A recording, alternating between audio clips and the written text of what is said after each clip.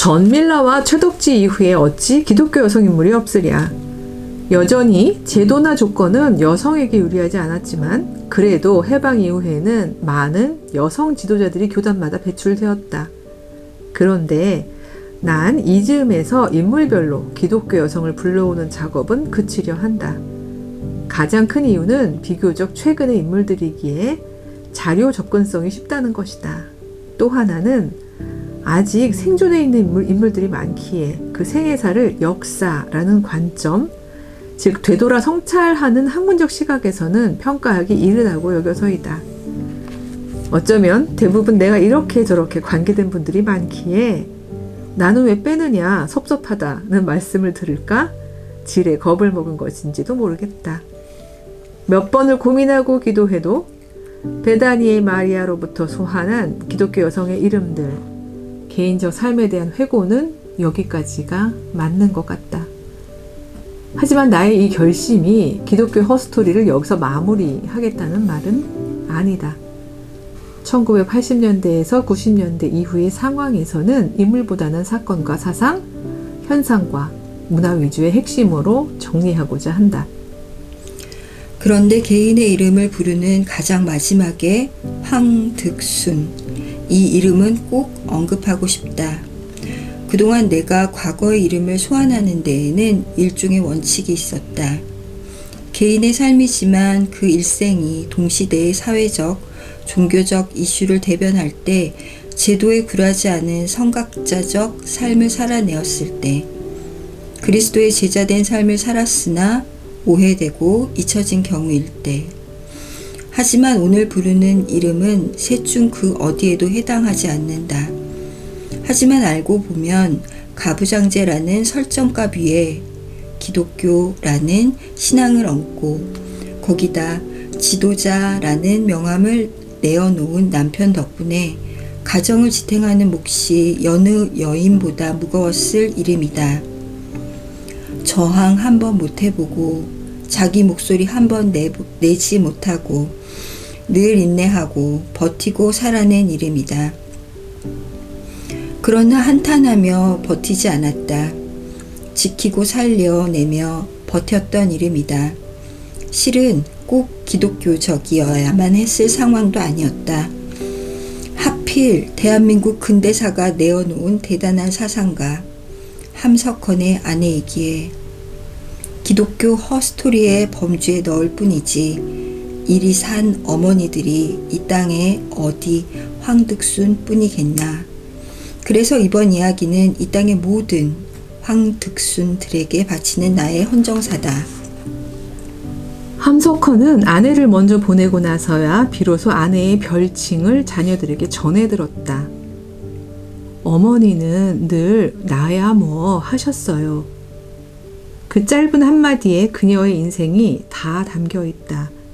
물론 요즘 젊은 세대들에게는 함석헌이라는 이름도 낯설게 들리겠지만 내 세대까지는 아니었다. 주체적이고 창의적인 기독교 사상을 낳은 훌륭한 인물이었고 시대의 거짓에 굴하지 않고 진리의 말씀을 천명했으며 달변에 카리스마 넘치는 외모까지 갖춘 요즘 말로 스타형 강사의 자질도 함께 가지고 있던 분이다. 1901년생으로 장수하셔서 1989년에 돌아가셨으니 함석헌이라는 이름은 1970년대에서 80년대를 기독 청년으로 살아온 사람들에게는 익히 존경을 불러오는 이름이다. 그런데 아무도 황득순이라는 이름은 기억하지 않는다. 가끔 함석헌 생애사를 기록하는 부분에 등장하기는 했겠다. 몇 년도 누구와 결혼했다. 이런 정보를 위해서 말이다. 어차피 역사는 공적으로 드러난 것을 정리하니까. 하지만 그 후 그녀의 삶이 어땠는지에는 아무도 관심이 없었다. 황득순은 16세 남편 얼굴도 모르고 시집와서 남편이 유학생활, 옥살이, 시국 강연, 해외 유람으로 비운 가정을 오롯이 지켜낸 이다. 유려한 문장가로 알려진 함석헌이 평소 아내 이야기는 거의 하지 않았었는데 아내가 죽고 난 뒤에야 남긴 나야 뭐 라는 제목의 소회 안에 비로소 황득순의 생애가 압축적으로 담겼다. 꽤 긴 내용이지만 나 역시 그녀를 기억하기 위해 비교적 자세한 이용구를 남긴다. 아내는 누가 지어주었는지 모르나 이름 자대로 순이었습니다. 그저 순종해 산 인생입니다. 16의 소녀로 시집살이를 시작했고 우리 집안 어른들이 본래 통 말이 없는 분들이기도 하지만 20에 가까운 큰 가족에 밤낮 손님이 끊이지 않는 집의 맏며느리로서 불평 한 번 없이 섬김으로만 살아온 사람이었습니다. 더구나 내 손위 누님이 결혼하자마자 가정이 행복스럽지 못해 남편과 함께 우리 집으로 들어와 7, 8남매를 한 솥에서 밥을 먹으며 길러냈어도 그 부엌에서 언제나 한 번 큰 소리 나본 일이 없어서 문중에서 칭찬거리였습니다. 1945년 해방이 되고 공산당 천지되어 숙청당하고 맨손으로 쫓겨나게 될 때 나는 도리어 황당했어도 그 사람은 까딱이 없었고 1947년 내가 38선 넘어 일이 온 후 한동안 그는 머리에 광주리를 이고 평생에 모르던 행상을 해서 가족을 연명시켰습니다. 그 후 아이들을 끌고 죽음의 선을 넘어 이리 온 것도 그의 용기로 된 것이요. 내가 경찰서 감옥을 밤낮 드나들 때에 부족 없이 뒷바라지를 해준 것은 그의 사랑으로 된 것입니다. 이어지는 함석헌의 고백에는 뒤늦은 후회가 오롯이 담겨 있었다. 아내는 그렇게 순종했는데 자신은 성실하지 못했음을 한탄했다. 3차례의 해외여행 동안에 아내가 계속 아팠던 이야기도 담담히 풀어냈다. 물론 함석헌이 즐기자고 떠난 여행은 아니었다. 언론이 통제되던 군사정권 시절에 옳은 소리 골라서 공적으로 말하고 쓰다가 벌어진 일이기는 했다. 그가 없는 동안 무교회에 몸담고 있을 때 알게 된 인연들, 그를 스승으로 섬기는 제자들의 도움으로 아내가 치료도 받고 치료비도 감당하고 했다고. 알고 보니 아내의 병명이 오랫동안 신경을 쓰며 애끓고 살았던 결과 얻게 된 파킨슨 병이더라고. 함석헌은 고해성사하듯 고백했다.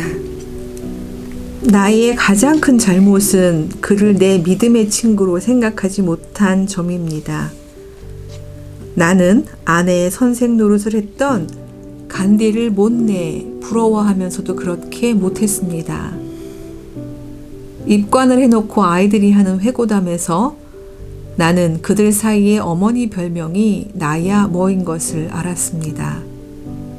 먹을 거나 입을 거나 뭐돼서나 자기는 늘 빼놓으면서 늘 하는 말의 첫머리가 나야 뭐였다는 것입니다.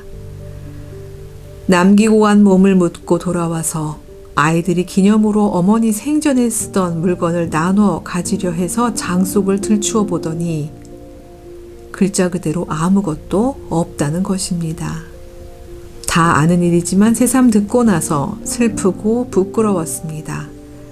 그러나 또 기뻤습니다. 이것을 CR에게 내놓는 기념물로 합니다. 아내가 쓸쓸히 마지막 숨을 거두던 순간도 함석헌은 광주 강연에 가 있던 참이었다. 기독교 장로교 전남노회 교사위원회의 초청이었다는데 아내가 위독하다는 소식을 전해 듣고도 모여든 청중을 어찌할 수 없어서 오후 3시, 저녁 8시 강연을 다 마치고 밤 기차로 서울에 돌아왔다 한다. 총총히 떠나 침대차에 몸을 던져 한잠을 자고 함석헌의 이 묘사에 왜 내가 그리 서러웠는지 이성적으로는 이해가 되었더랬다. 함석헌 역시 노구인데 그 먼 거리 영강을 하고 난 뒤이니 얼마나 피곤했으랴. 더구나 기차 안에서야 별다른 도리가 없지 않겠는가. 좌불 안석한다고 기차가 더 빨리 달리는 것도 아니고 오히려 앞으로 있을 일들을 위해 체력을 비축하는 것이 더 현명한 일이다.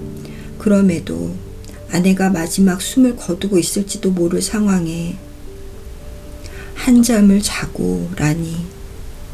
그런데 또 생각해 보니 예수님이 잡히시던 밤 수제자 셋도 쏟아지는 잠만큼은 어찌할 수 없었다는 것이 기억난다.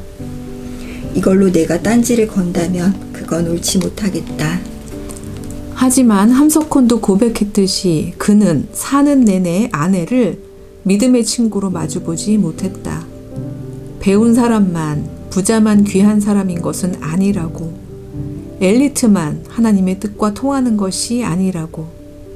사실 모든 사람은 하나님의 거룩한 씨를 마음 안에 품은 씨알이라고. 사는 동안 내 안의 씨알, 하나님의 말씀을 싹트게 하고 자라게 하고 열매 맺게 해야 하는 삶을 사는 것이 인생이라고. 그렇게 시대를 풍미하며 열변을 했던 그가 아내가 글자 하나 터득하지 못하고 시집 와서 내내 굳은 뒤치다거리만 하고 사는 동안 어찌 아내의 씨알됨을 위해 아무것도 하지 않았단 말인가. 황득순이 늘 나야 뭐 하면서 뒤로 물러설 때 함씨 가문 맏며느리 일 잘한다고 문중 어른들의 칭찬에 으쓱하기 전에 하나의 씨알 황득순의 생명을 싹 틔우기 위해 말 걸어주고 같이 생각을 나누는 일을 왜 하지 못했을까? 어디 영혼만의 문제의 일이야. 큰 재산은 못 되어도 자녀들이 어머니를 기억하도록 작은 물건 하나씩은 나누고 싶었다는데 그마저도 없이 텅 빈 황득순의 장 속을 함석헌은 아내가 살아있을 때는 열어보지 않았다. 텅 빈 장 속을 보며 가난하고 고단했을 삶이 읽혀 남편으로서 슬프고 부끄러웠다고 하면서도 이내 기뻤습니다 했던 함석헌은 책임 있는 가장이기보다 사상가였다. 그도 그럴 수 있다. 하지만 어찌 감히 그 빈 장 속을 씨알에게 내놓는 기념물이라 부를까. 화려한 옷으로 치장하고 온갖 겉껍질로 둘둘 말아 사는 삶으로는 하나님을 온전히 맞이할 수 없다고. 맨 사람이어야 하나님의 마음을 안다고 했던 그는 과연 황득순이 만난 하나님을 알고 싶기는 했을까. 하여 나는 사상으로야 함석헌의 주장에 귀 기울이고 공감을 하지만 삶으로는 황득순 편이다. 그녀가 진정한 씨알이다. 땅에 떨어져 제 몸이 썩고 죽어 자기보다 연약한 생명들을 살려낸 하나님의 사람이다. 이런 황득순이 우리 곁에는 너무나 많다. 학위가 없어도, 강단이 없어도, 지면이 없어도 걷는 걸음마다, 뻗는 손길마다 살려내는 일들을 멈추지 않았던 그 이름들을 우리는 기어이 기억해내야 한다.